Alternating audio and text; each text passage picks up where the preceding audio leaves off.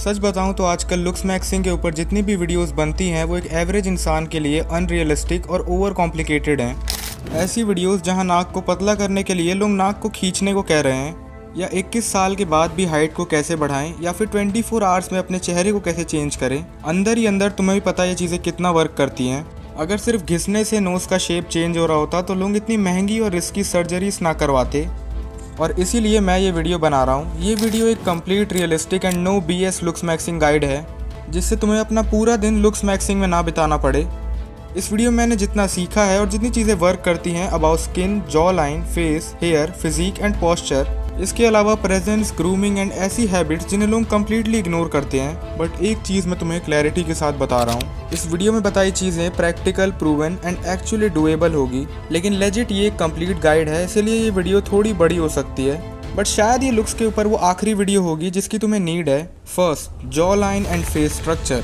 Jaw line हमारे face के सबसे इंपॉर्टेंट फीचर्स में से एक है, जो मोस्टली लोगों का या तो विजिबल नहीं है और या तो डेवलप्ड नहीं है। अब रिसर्च करनी थी, इसीलिए मैं यूट्यूब पर ही कुछ वीडियोस देख रहा था। उसमें एक वीडियो थी जो स्पेसिफिकली जॉ के शेप को चेंज करना बता रही थी। और अगर तुम्हें भी लग रहा है कि वो कैसे होगा, ज़्यादा कुछ नहीं, बस तुम्हें डेली 5 मिनट अपनी जॉ लाइन को हथौड़े से मारना है। या इट फील्स लाइक जोकिंग।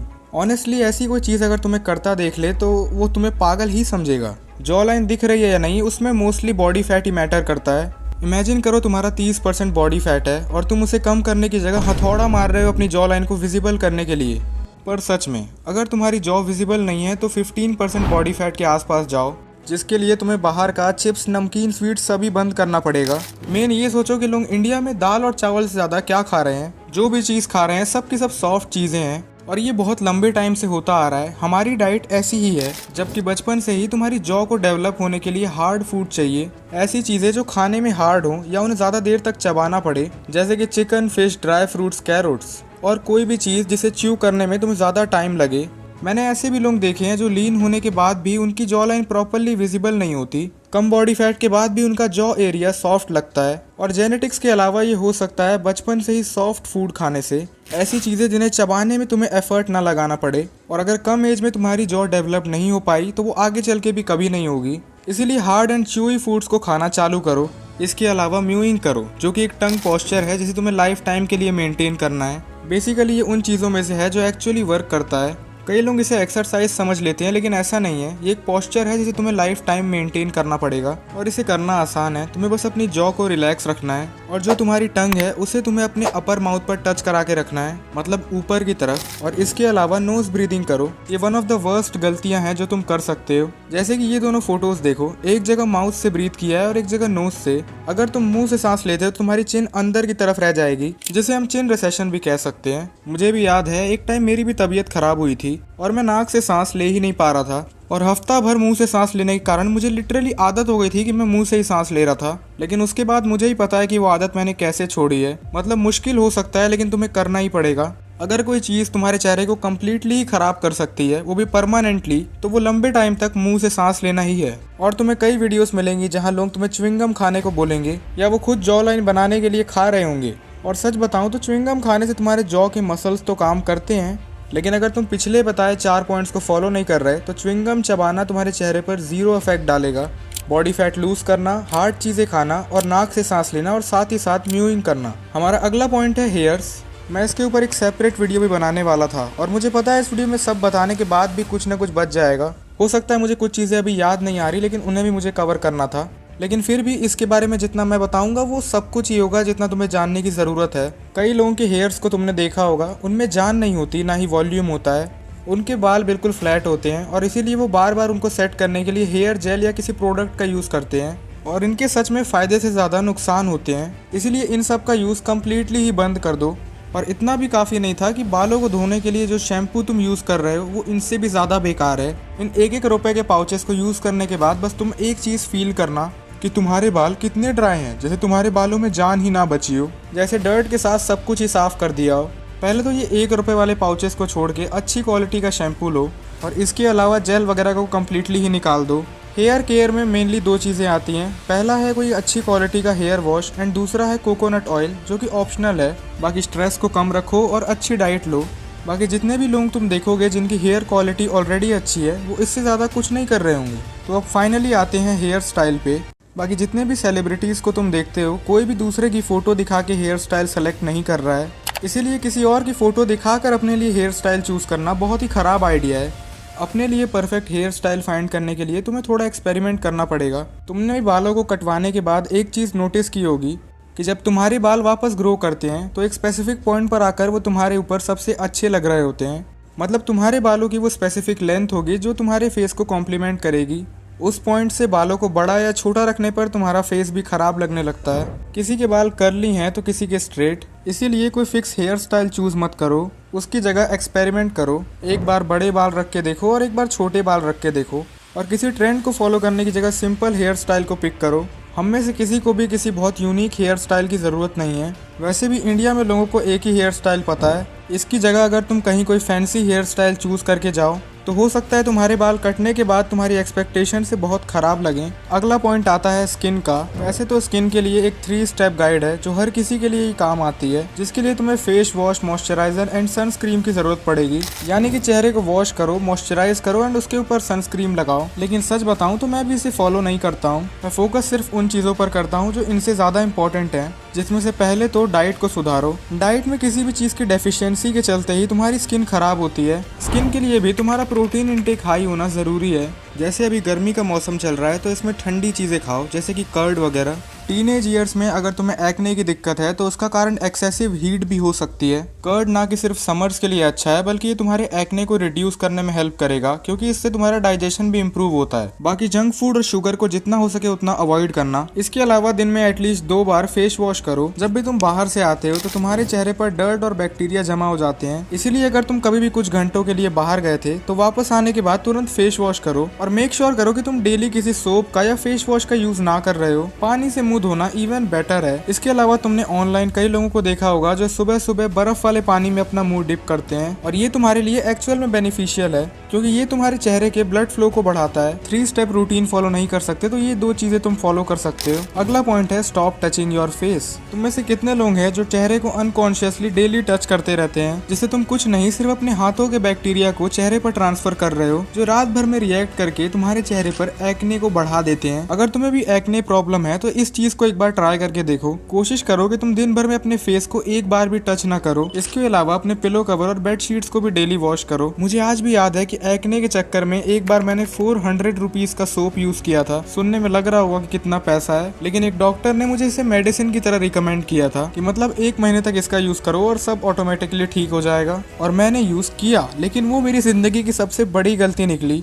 जो एक्ने बेयरली ही मेरे चेहरे पर थे वो अचानक से बढ़ गए, और दोबारा उस डॉक्टर को दिखाने पर उसने बोल दिया कि उसने गलती से ज्यादा स्ट्रॉन्ग सोप रिकमेंड कर दिया, क्योंकि उस टाइम तक मैं चीजों को जल्दी फिक्स करना चाह रहा था। लेकिन टीनेज में सच में बहुत लोग होंगे जो ये गलती कर रहे होंगे। मतलब उन्हें बेयरली एक्ने होना स्टार्ट ही होते हैं और वो डॉक्टर को दिखाने चले जाते हैं। अगर तुम्हारे फेस पर सीवियर एक्ने है तो तुम डेफिनेटली जा सकते हो, लेकिन तुम्हें कभी भी स्टार्टिंग से ही डॉक्टर के पास जाने की कोई जरूरत नहीं है। जस्ट फोकस करो कि तुम्हारे चेहरे पर बैक्टीरिया पहुंचे ही ना, जो कई बार रेगुलरली वॉश ना करने पर तुम्हारे पिलो कवर या बेड शीट से ही आ रहे होते हैं। इसके अलावा ज्यादा पानी पीना स्टार्ट कर दो। अभी गर्मियां चल रही हैं तो तुम एक बॉटल खरीद कर फ्रिज में रख सकते हो, और तुम्हें एम करना है कि तुम 1 लीटर की बॉटल को दिन में 3 टाइम खत्म करो। बाकी डेली सनलाइट लो। कई लोगों की तुमने स्किन देखी होगी, वो हद से ज्यादा व्हाइट होते हैं, बल्कि उनकी स्किन व्हाइट एंड पेल होती है, जो कि मोस्टली विटामिन डी की डेफिशिएंसी से होता है। इसके अलावा अगर तुम स्मोकिंग या ड्रिंकिंग में हो तो तुम्हारी स्किन का खराब होना ऑलमोस्ट कंफर्म ही है। बाकी कुछ पॉइंट्स हैं जो हर जगह अप्लाई होते हैं, जैसे कि प्रॉपर स्लीप लेना। स्पेशली रात के टाइम पर अगर तुम्हारा सर दर्द हो रहा है फिर भी तुम फोन चलाते चले जा रहे हो, तो इससे तुम्हारा कॉर्टिसोल एंड स्ट्रेस बढ़ता है। इससे सिर्फ तुम्हारी स्किन डल नहीं होती, बल्कि तुम्हारी आंखों का ग्लो भी चला जाता है। मतलब तुम दिखने में ऐसे लगोगे जैसे कोई बीमार इंसान है।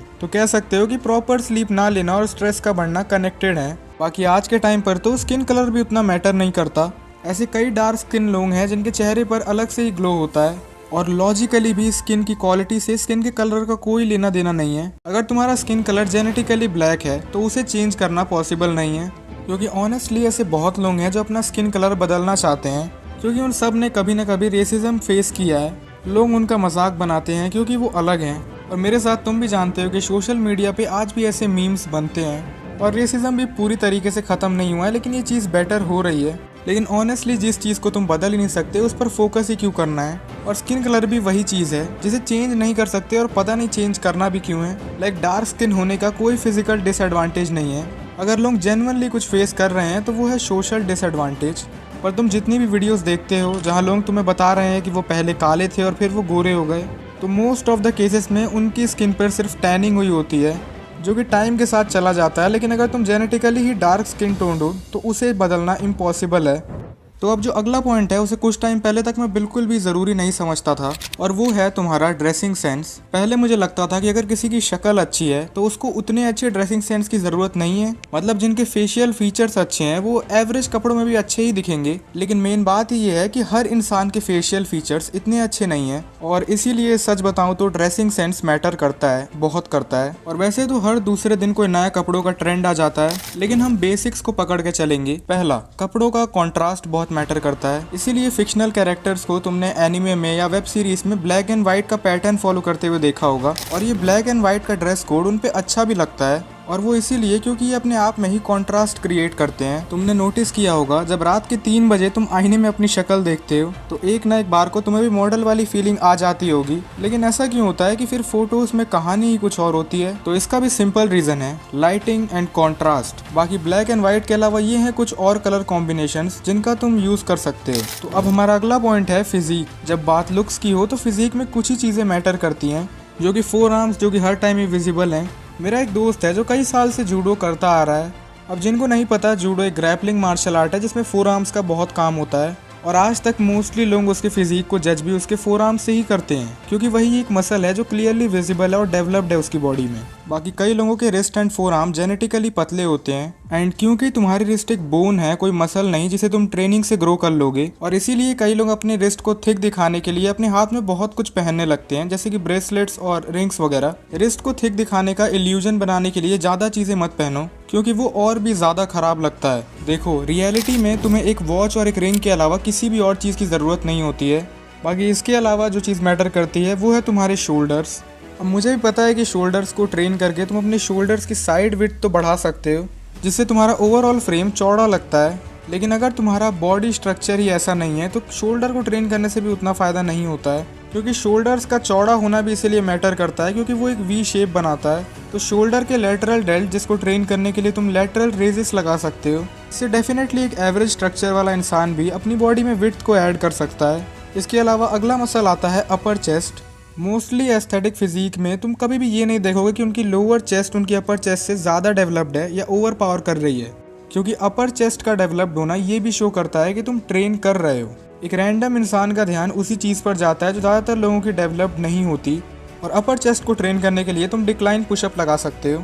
इसके अलावा आते हैं तुम्हारे एब्स एंड ऑब्लिक्स, जिन्हें ट्रेन कर सकते हो तुम क्रंचेस और साइड क्रंचेस से, लेकिन वो विजिबल तभी होंगे जब तुम्हारा बॉडी फैट परसेंटेज कम होगा, और तुम्हारी अपर बॉडी भी वाइड तभी दिखती है जब तुम्हारी लोअर बॉडी कंपैरेटिवली लीन हो। मतलब सिंपल भाषा में बेली फैट को कम करने पर ध्यान दो। मैंने सिर्फ वो मसल बताए हैं जो स्पेसिफिकली दिखते हैं और ज़्यादा मैटर करते हैं लुक्स के मामले में, लेकिन असली प्रॉब्लम तो है इन्हें कंसिस्टेंटली सही से ट्रेन करना। एक्सरसाइज में नहीं बताता तो तुम खुद भी निकाल लेते, लेकिन प्रॉब्लम ही यही है कि इनमें चेंज कभी जल्दी नहीं आता, तुम्हें सालों का टाइम लग सकता है। अगर तुमने अभी अपनी लाइफ में स्टार्ट भी नहीं किया है तो बस एक्टिव रहने की कोशिश करो। जैसे मुझे भी पर्सनली ये जिम वाले तरीके से ट्रेन करना पसंद नहीं है, इसलिए मैं कैलिस्थेनिक्स को कंबाइन करता हूँ वेट लिफ्टिंग और बॉक्सिंग से। रोबोट की तरह इसे रोज करने की कोशिश करोगे तो हो सकता है ना कर पाओ, इसीलिए वेट लिफ्टिंग उस स्पोर्ट के साथ करो जो तुम्हें पसंद है। अब अगला पॉइंट है grooming. Now grooming is the fastest way of looks maxing. जैसे कि अगर तुम्हारी प्रॉपर बियर्ड आती है तो उसको मेंटेन करके रखना, अगर नहीं आती तो प्रॉपर क्लीन शेव में रहना। बाकी लोग तुम्हारी प्रेजेंस फील करते हैं तुम्हारी स्मेल से, तो स्पेशल ओकेशंस में तुम कोई ऐसा परफ्यूम यूज कर सकते हो जो बहुत ज्यादा स्ट्रॉन्ग ना हो। तब ये बेसिक हाइजीन है, ब्रश करना,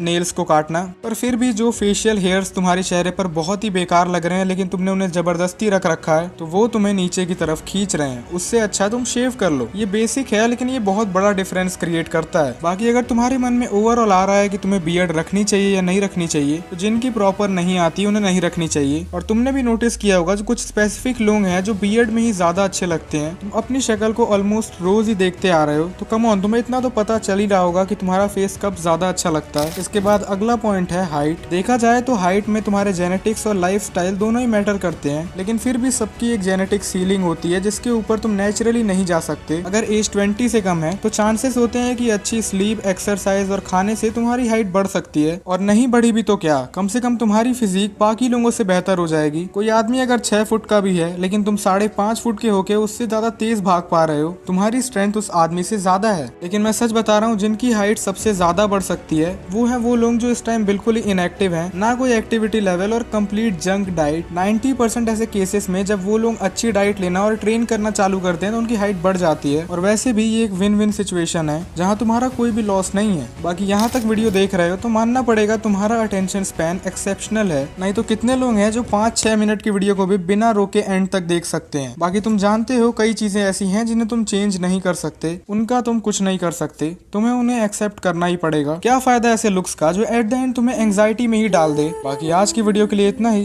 अगर तुमने अब सब्सक्राइब कर दिया है तो हम दोबारा मिलेंगे, नहीं तो शायद ही हमारी आखिरी मुलाकात थी। Bye bye. それらが結ばれるのは真の像